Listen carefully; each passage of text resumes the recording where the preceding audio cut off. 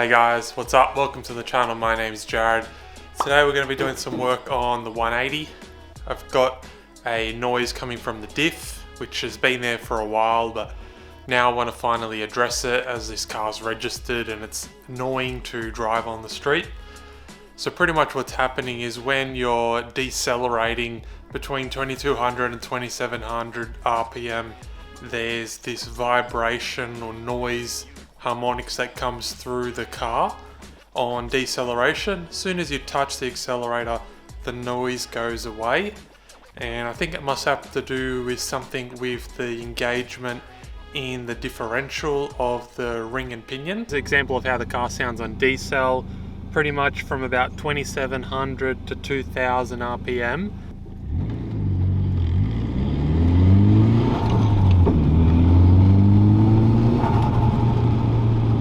So still 3000, just dipping under 3000 now,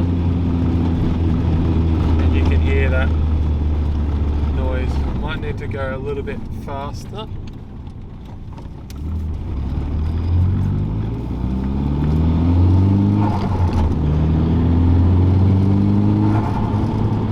Third gear decel right now.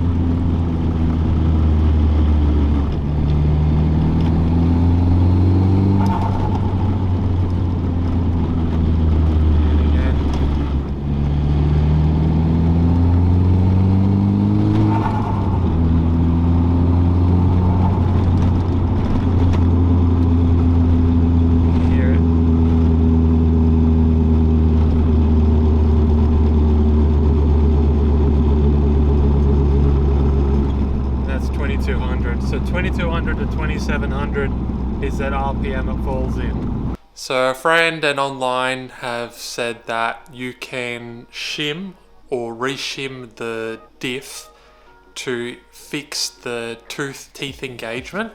I think what's happening at the moment is you've got the ring and pinion gear, and if they're not meshed together properly, what happens is there's movement between them. And when the engine or the gearbox drive shaft speed and the wheel speed probably come to the same ratio, there's a bit of movement between them. And then when you put your foot on the accelerator and it loads up, the noise goes away. So these are the washers I've bought. There's actually two different sizes here. There's a 67 and a 60. And I think the 67 is a 1mm. And these two are a 0.8mm. So these shims are going to go either side of the diff center to correctly space and engage the teeth on the diff. I've also gone ahead and purchased two of the seals where the drive shaft flanges go into the differential. Since we're going to go this far disassembling it, probably recommend you change them because they're probably still the original ones. Mine aren't leaking, but I'm just going to change them now. I think it's worth noting that this is not shimming your diff to make it lock up tighter. That's different when you have a 1.5 way or 2 way with clutch packs inside of it. That sets how aggressively the diff locks up. All this shim is doing is adjusting the backlash between the ring and pinion. It's worth noting as well that you don't want to over shim this because they're going to be stuck together and it's going to create a lot of friction and wear in the differential as well. We just want to put enough space in there to take up that gap.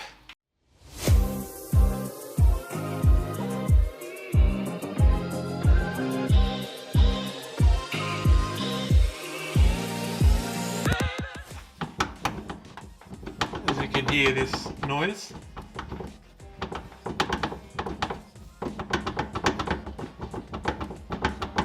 So there's actually a backlash in the diff. Step 1 is to remove the bolts holding the axles to the diff.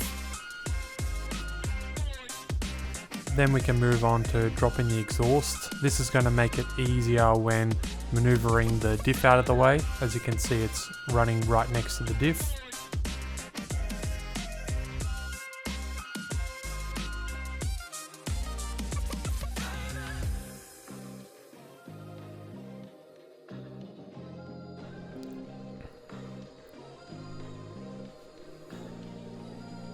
Then we can go on to removing the 12mm bolts holding in the drive shaft to the diff.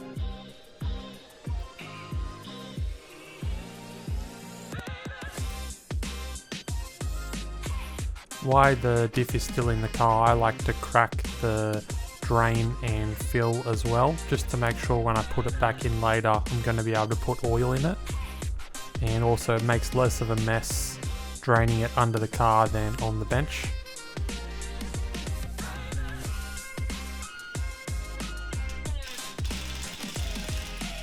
And you can start by loosening the front bolts holding the pinion end of the diff, and I like to drop the sway bar out of the way.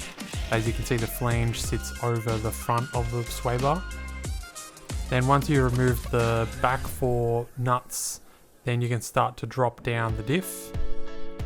It's a little bit harder on S13s because the axle shafts have this hump in the middle to keep them centered. So you'll have to twist the diff to one side and then twist it to the other to pop them out, and then you can lower it. Then next we're going to mark with a center punch which side is left and right, so they go back in the right side as they're different lengths. Then we can move on to removing the back cover, 14mm bolts.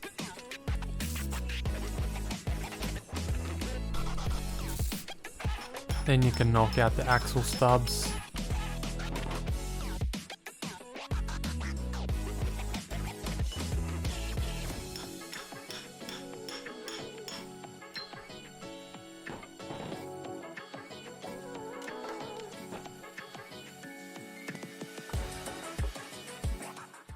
So now we got it open, you can see the stubs are out, which were quite difficult.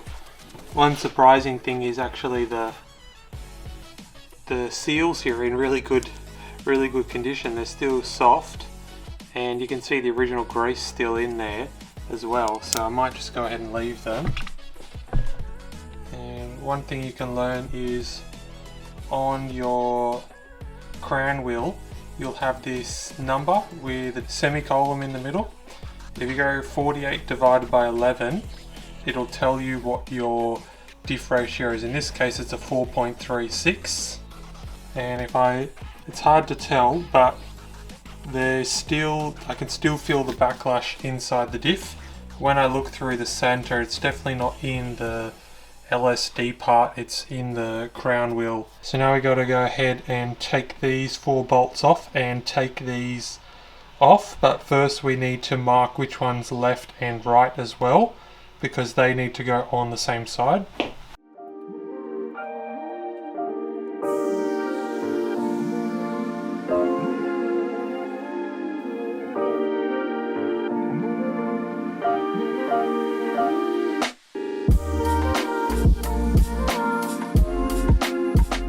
It's really important at this point now that the diff center is out.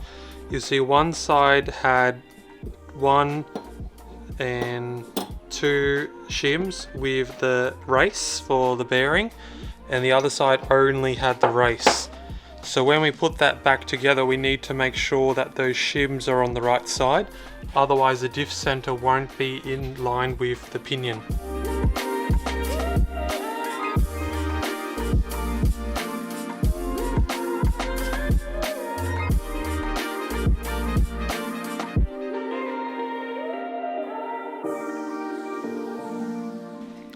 Next we're going to need one of these impact drivers, because as you can see here there is a Phillips screw there and they're holding this on, and this is already marked here for orientation.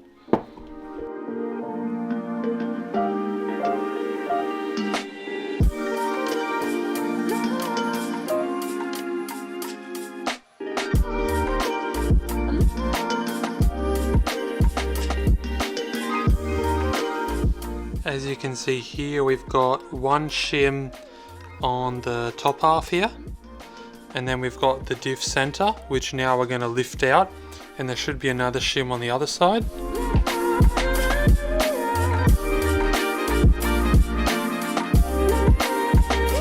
And as you can see here, the other top part of that assembly has a shim here too. So now you can see we've got our top shim, or top here, top shim and bottom shim that sits there, and we're going to go ahead and measure the two. This one looks like it has been slightly worn. It's a bit hard to see on camera, but there is some wear marks, and then this one overall looks pretty good. So we need to go ahead and measure the two that we have already, because that's going to determine what two we want to put in later, all three, if we want to stack them. So for our top shim, it looks like we probably got a 1.3 mil, and for our bottom one we got a 0.9 mil. So originally I had a 1.3 and a 0.8 shim, which is 2.1 mil, and then next I tried a 1.3 and 1 mil, which increased it by 0.2 to 2.3, and there was still a bit of backlash. So then I went to stack 2.8s on one side and the original 0.8 on the other side for 2.4. To reassemble, we're going to place in this part on the bottom and make sure that's centered. It should turn. And then next, these spider gears, so there's a washer on the outside there and the gear, and that goes on one way, and you want to make sure they're all the way in the middle and line them up with the four sides. You might need to push them in, and then you know you've got it if you can turn the gears like this. Then we can go ahead and drop this one back on top again, and then put our new shim on. And then we want to line up our line with our one on here. Push down slightly, and you want to make sure that you don't have a gap around here.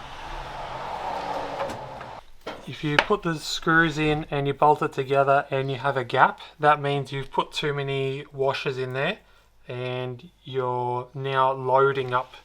You still want it to sit flush.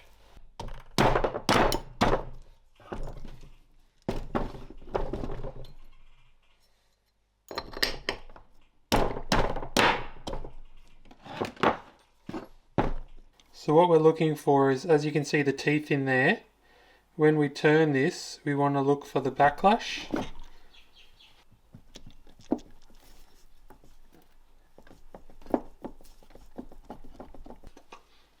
So there's still a little bit of movement in there. So now we'll go from the 2.3 to 2.4 and see if we have the same movement. Once you got it back together with your two bolts in there and the flange is done up tightly and you've got it aligned, you can throw in the shafts and we can see if there's still backlash. So now when we turn both sides, the only movement we have is the up and down on these. So if I turn both ways in opposite directions, there's no play in that center.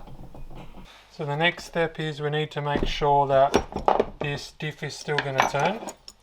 So what you want to do is throw some of your axle bolts in there and the other side as well.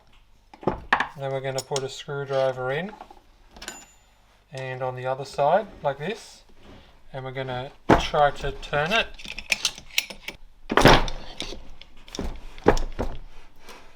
And if it can turn, then it is going to work in the car. If it doesn't turn, it means you've put too much preload on the center there and they're bound. So you wouldn't want to go any more load than that.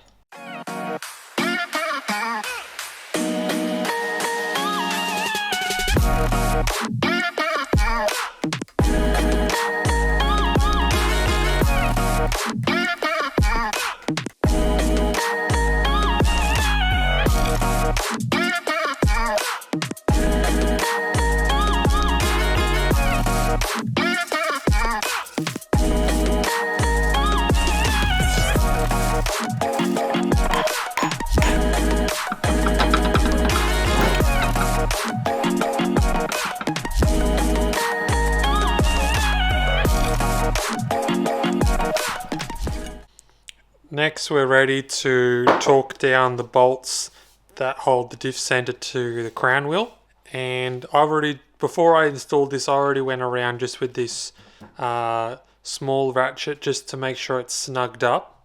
And you need to make sure you do that before you're checking your pinion and crown wheel backlash, because you want to make sure this is all the way onto that center.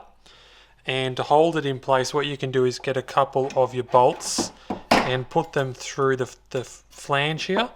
And if you put this through on an angle, however you want to do it, when you turn this around, then you're able to hold it in place. And what you want to do is just have one backed out. And before we install this, we need to clean the thread and put some Loctite on. And we're going to torque this up to 85 Newton meters. And then we're going to do it in a crisscross pattern. Just going to apply a small amount to the thread, like such.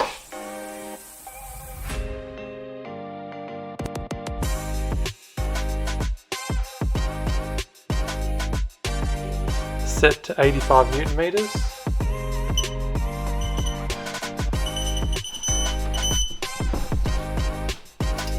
I'm just going to mark that one. I'm going to go 180 degrees. Now we've got the diff center back together. You want to look or check for the backlash between the crown wheel and the pinion. And how this works is the pinion comes through here and the crown wheel is offset to the side here, as you can see. And to get the engagement, we actually move the crown wheel to the right to move it into that pinion. So how you do that is, as you notice when you took it out, there's these shims. There's a thin one here, another thin one here, and a larger one. So if you move the shim from this side over to this side, it's actually going to move the crown wheel further into the pinion. And if you took them from this side and put them on the other, it's going to move them away. But in this case, since we only got 3 here, if I take this one over and put it here, it's going to be too tight. So in my case already, if I turn this, there's only a very tiny amount of backlash between the pinion and the crown wheel. If I move this one over, they're pretty much locked. I can't move it. So if you hear a little bit of noise, that's normal because you still want a bit of movement between these two. You don't want them riding on each other. To tell whether you need to adjust the ring and pinion engagement is going to depend on the wear on your teeth. So if you notice here towards the edge, it's a bit more golden and the rest of the tooth is quite shiny. So that shows that most of the tooth is getting engaged with the pinion wheel as it goes around, and it's quite good. If it was all the way to one side or all the way to the edge here, you would need to adjust it, but since it was wearing quite nicely, I think it's best to leave it back in the position with the shims on either side how it was originally. To properly measure the backlash between the crown wheel and pinion, you're going to need a dial indicator like this, and preferably one with a magnetic base like this. So you want to go ahead and set up the tip on the edge of the gear like this and zero the gauge, and then when you move to take up the slack, you're going to get a measurement. So I've got about 18 thou where the manual says 10 to 15, so we're slightly over. So after moving the shim to the other side, so having all 3 on that and it back together, the diff won't move because now it's too far over. As you saw in the last clip, our backlash between the ring gear and the pinion was a little bit too large. So our goal is on 0.1 to 0.15, and we were at 0.18 or 0.18. So what I did was I cut a shim out of a can and I sandwiched them between the 2 shims on this side, and for the shim on the other side I took off 0.1 mil on a piece of sandpaper. This is 120 grit, I just sanded 0.1 mil off of it, because whatever you add onto one side you need to take off the other.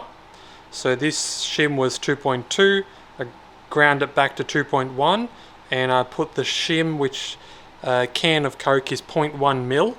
I put that in between the two shims, put that in that side, put the diff center in, and then I tapped in the shim on the other side, and then that gave us 0.1 mil extra on this side to move it in, which now puts us at, so we're lined up with just 1 there, couldn't get it quite to 0. And then if I move it, see we're between 13 and 14, and on the spec it should, on this wheel would be between 10 and 15. So we're on the higher end, but that 0.1 mil shim put us from 17 down to 13 and a half. That was 0.45 mil just with the 0.1 shim. So if I added another shim, we'd probably be just below 10, which is outside of the range on the minimum end. So this puts us right in the middle. So now we can go ahead and torque up these caps here to 80 newton meters. So I went ahead and removed the paper gasket off this.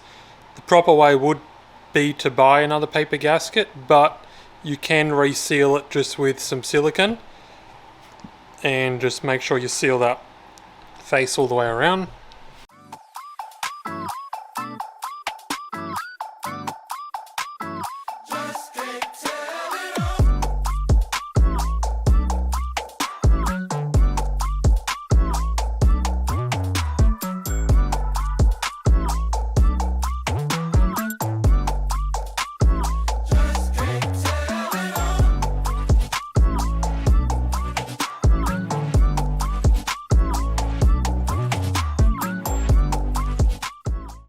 So what I did was I went and purchased the sway bar end links. They're just a generic end link off eBay. It was $15 for a set of 8 of them.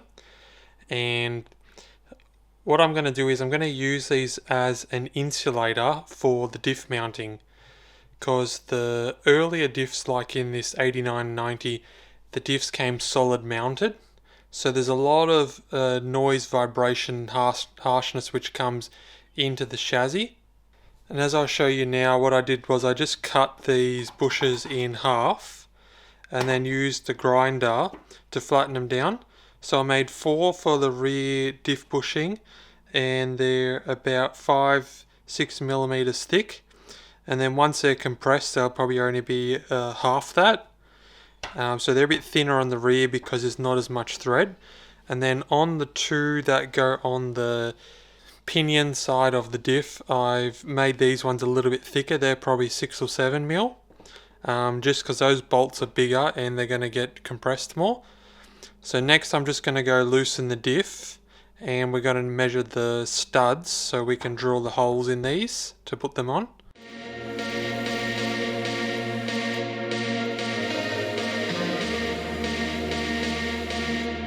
So I got the washers just in behind here. What I did was I dropped the diff down on the jack and slid it forward with the drive shaft off.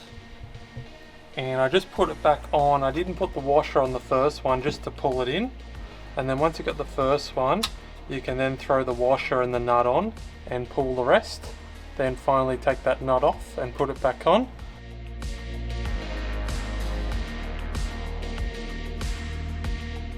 Next, torquing diff fluid.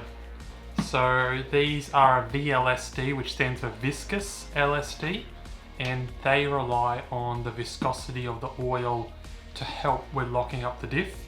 So what I like to put in them is actually an 85-140, which here in Australia is pretty much heaviest grade of oil which you can buy at like a super cheap autobahn, and this is a GL5.